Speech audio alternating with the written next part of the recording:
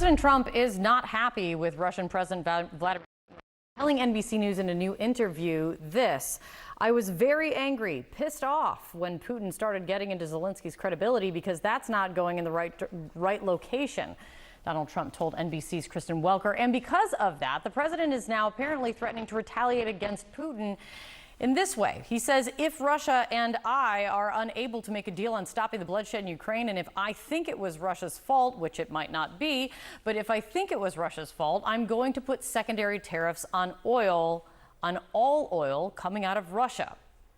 So what now? Joining us right now is a former NATO Supreme Allied Commander, Admiral James Stavridis. He's a partner at the Carlyle Group and serves on the board or advises or as an advisor for a handful of defense-related companies. He is also the author of the newly released book, The Admiral's Bookshelf. It's good to see you. Thank you so much for being here. So these are some of, I would say, Donald Trump's strongest words against Russia as we've been watching these negotiations kind of take place. What do you think of this? Well, I find myself in agreement with President Trump. I'm pissed off at Vladimir Putin, too. So are 40 million Ukrainians, and so is any sensible person. We had to be angry with Putin because he invaded Ukraine. So I'm happy to hear the President of the United States express real frustration. But Kate, will this go on? Is this performative at some level? Does it mean that sotto voce, off stage, Steve Witkoff is saying to Putin, "You got to get to the table," or is this just a performance for the media? We don't know yet. I certainly hope there's sincere anger on the part of the President of the United States, because right now Putin is playing rope-a-dope with him and not moving forward on a ceasefire. Because it does, and you pose the exact kind of state of play, which is the question, which is how real is this when you hear the president say this? Because do you even think the threat of sanctions or secondary tariffs is enough to bring Putin to the table on this? I think it will influence Putin's decision making. It's probably necessary, but not quite sufficient to get him to the table. And Kate, worth pointing out two different things. Secondary tariffs would be much less of a hammer than secondary sanctions. Secondary sanctions would mean you do business with Russia, you can't do business with the United States. Secondary tariffs mean you do business with Putin, we're going to tax your goods coming here. Note that the president talked about secondary tariffs. I hope he ratchets that up to secondary sanctions. That would get Putin's attention, believe me. We also know that one thing that President Trump is keenly focused on is getting this rare earth minerals deal in place with Ukraine. And he talked to reporters about this last night. Let me play this for you. And I think Zelensky, by the way, I see he's trying to back out of the rare earth deal. And if he does that, he's got some problems, big problems. We made a deal with rare earth, and now he's saying, well, you know, I want to renegotiate the deal. He wants to be a member of NATO. Well, he was never going to be a member of NATO. He understands that. So if he's looking to renegotiate the deal, he's got big problems.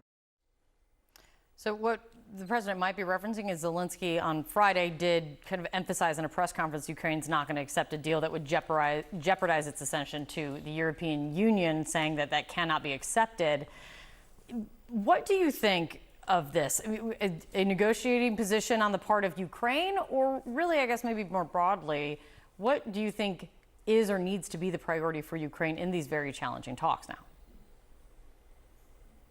I think the idea of pushing for an immediate entrance to NATO on the part of Ukraine is simply a negotiating position. And you always start a negotiation with a maximalist position, and then you move toward reality in the center. I think that's what we'll see the Ukrainians do here. A near-term membership in NATO, very unlikely.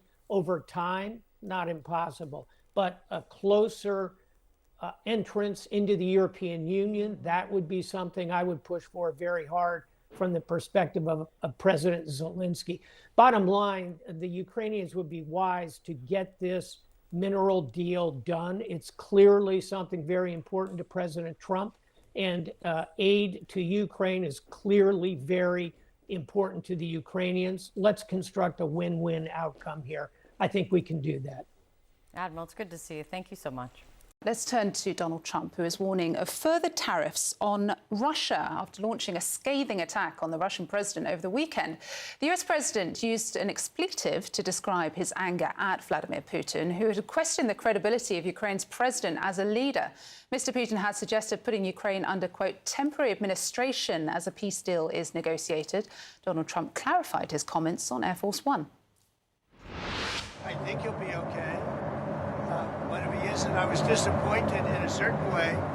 Some of the things that were said over the last day or two having to do with Zelensky, because when he considers Zelensky not credible, he's supposed to be making a deal with him, whether you like him or you don't like him. So I wasn't happy with that. But I think he's going to be good. And I certainly wouldn't want to put secondary tariffs on Russia, but if they were put on, it would not be very good for them. Claire Sebastian is following the story from London for us. So, Claire, how do you read these comments about, let's say, Donald Trump being upset with Vladimir Putin? Is it an indication that he's changing his approach to Russia, or perhaps that he's maybe waking up to the idea, as critics have been espousing, that he's being played by Vladimir Putin?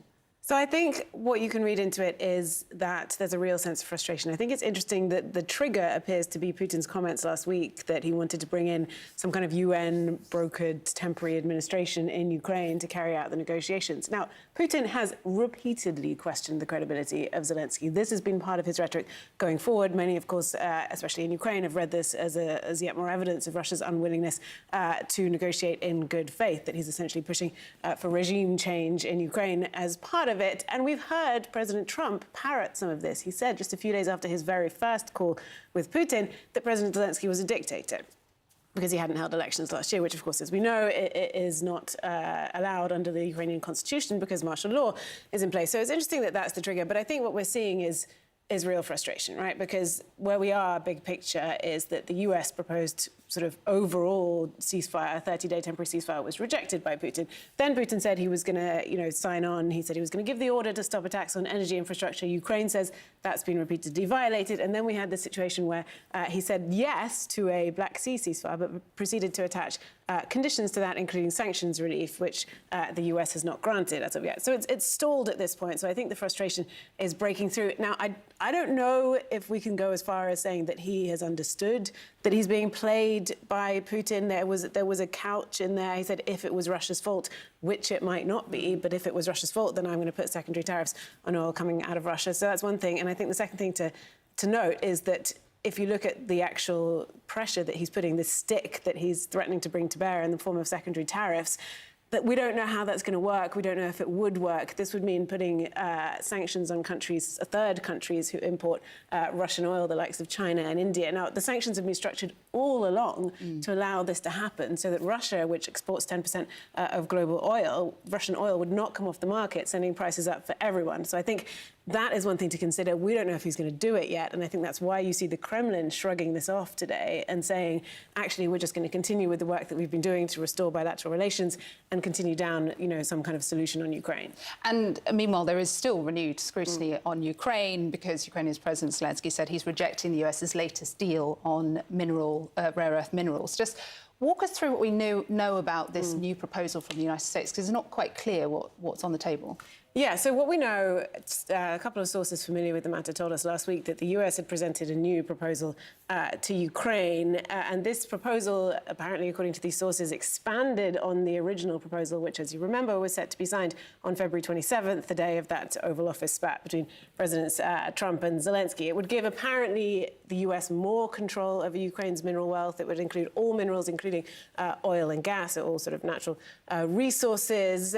And I think, look, we can see now a disconnect between the US position and Kyiv, which may have led to President Trump's frustration. He then hit back at Ukraine over the weekend, saying that, Zelensky's trying to back out of the deal, because we did see Zelensky let slip significant frustration over this last week. He said on Thursday the US keeps changing the terms. He said that they'd introduced a whole new document. He talked about it again on Friday, which contained some things that hadn't been discussed, some things that had already been rejected. So I think Ukraine feels a little bit blindsided by this. They want to give it the proper legal scrutiny. And meanwhile, we still see this sort of sense of urgency from the Trump administration to push towards this deal, which, of course, is moot if we don't have a ceasefire. This is a post-war deal that we're talking about, the mineral deal. All right, Claire, for now, thank you.